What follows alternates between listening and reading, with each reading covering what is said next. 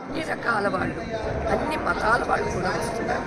అయితే దానిలో కొంతమంది మతం పట్ల ఒక గుడ్డి నమ్మకం ఉన్నటువంటి వాళ్ళు ఇక్కడకు వచ్చి ఏదో చేయాలని అనుకుంటారు.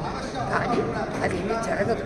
ఒకవేళ జరిగినా అది విఫలమవుతుంది తప్ప సక్సెస్ కాదు, విజయవంతం కాదు. కానివ్వడు స్వామి. ఎందుకని ధర్మమైతే గెలుస్తుంది, ఆ ధర్మమైతే సత్యమేవ జగతి. అంతేకాదు ధర్మో రక్షణ. ఏ ధర్మాన్ని మనం కాపాడుకుంటామో ఆ ధర్మమే మనం రక్షిస్తుంది. మనందరికీ పెద్ద అవసరం ఉందని మనం వస్త్రాలు వేసుకుంటున్నామంటే వస్త్రాలు మనల్ని కాపాడుతుంది.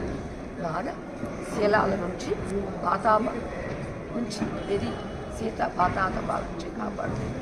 అలానే హెల్మెట్ వేసుకుంటే మన శిరస్సును కాపాడుతుంది, చెప్పులు వేసుకుంటే మన పాదాలను కాపాడుతుంది.